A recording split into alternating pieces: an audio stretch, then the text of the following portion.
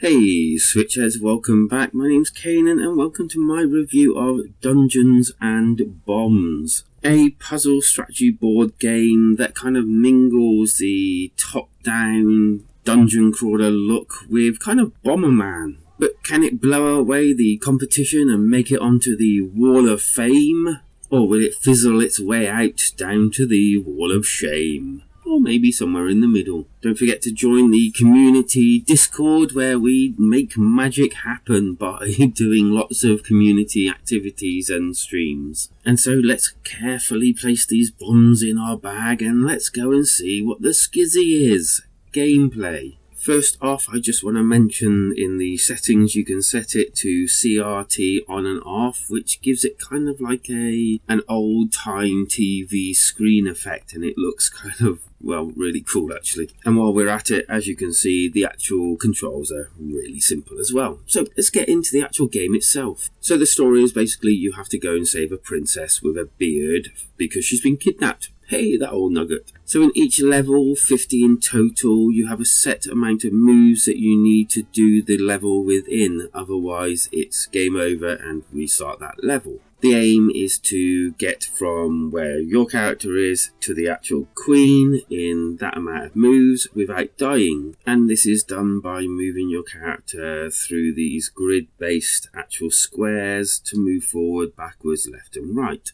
As the game progresses, you then end up having to deal with spikes.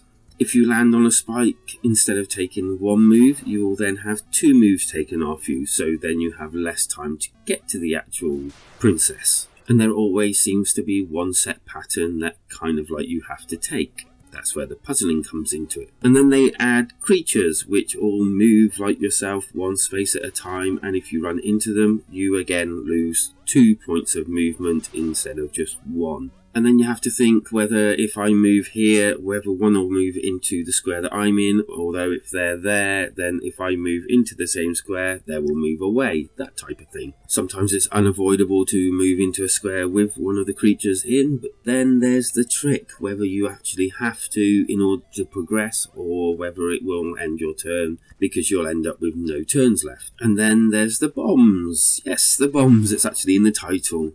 These are used to actually destroy enemies or to destroy obstacles that are in your way, and there again it needs to be thought whether you're going to get trapped, whether you can get past whatever it needs to be passed in order to get to the actual queen in time. Added to all of this, gates and keys that you have to then go and collect and open up before you can get to her.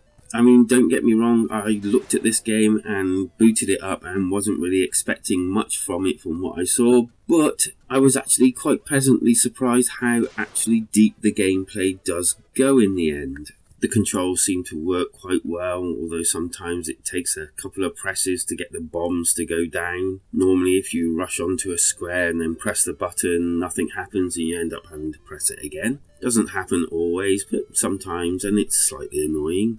The other thing that's annoying is once you've completed the level, you get this same little, I don't know whether you call it a cutscene or not, but it's kind of like the thing that throws you out after you've seen it like the 20th time because you just want to get back in there and do another level. I felt it kind of hurt the gameplay slightly because of this, having to wait a little bit each time and it being the same thing. Also, the princess tends to have the same dialogue over and over again. I don't know why they didn't try to switch this up a little bit. Graphically, this is really old school. This kind of really takes me back. And it looks quite nice too. I mean, don't get me wrong, it doesn't really do anything to like make you go wow, but then again it doesn't really do anything that you look at it and you think that really sucks. No, it's quite nice. Same again with the sound, it's very reminiscent of old schooly games, and actually it's quite nice music put through it. It kind of really does remind me of older games of kind of the same genre-ish.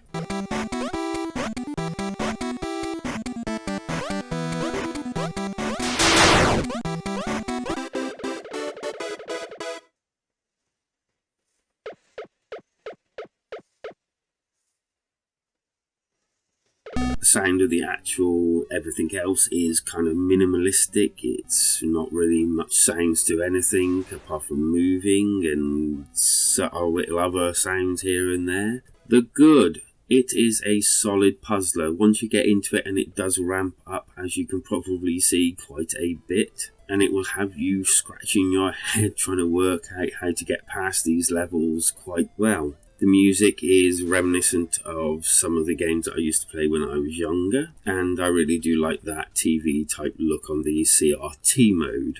The bad, I think a little bit more like emphasis on the actual sounds of everything in the game wouldn't have gone amiss. In fact, I would have actually liked that just to draw you into the game even more. The occasional controller, like almost jamming up, isn't really ideal, but as I said, it doesn't really throw you completely out of the game. It's just a little annoying from time to time. The score. Now, I didn't think anything was really wrong with this game, and for someone that really enjoys this type of puzzler, you will absolutely love it. The game is by no means a bad game, but it is, to me, an average game, and that's why I'm going to award it a 3 out of 5. A average game, but an enjoyable average game, which I'm not 100% sure whether I'll keep going back to, but for now I'm happy to pick it up now and again and just go through a few levels here and there. My alternative here would obviously be Bomberman. Now, when I'm playing this game, it does actually make me think, oh, I wouldn't mind actually playing Bomberman. So yeah, that's going to be my alternative. Mostly everyone knows what Bomberman is anyway, and it is worth a pick up. And if you've got any comments whatsoever, put them down below in the comments section where they belong. Or alternatively, come and join the community Discord where we weekly do content together. We stream, we do like news, we do loads of different things. And if you want to join in, then you're more than welcome, because life is better when we switch together.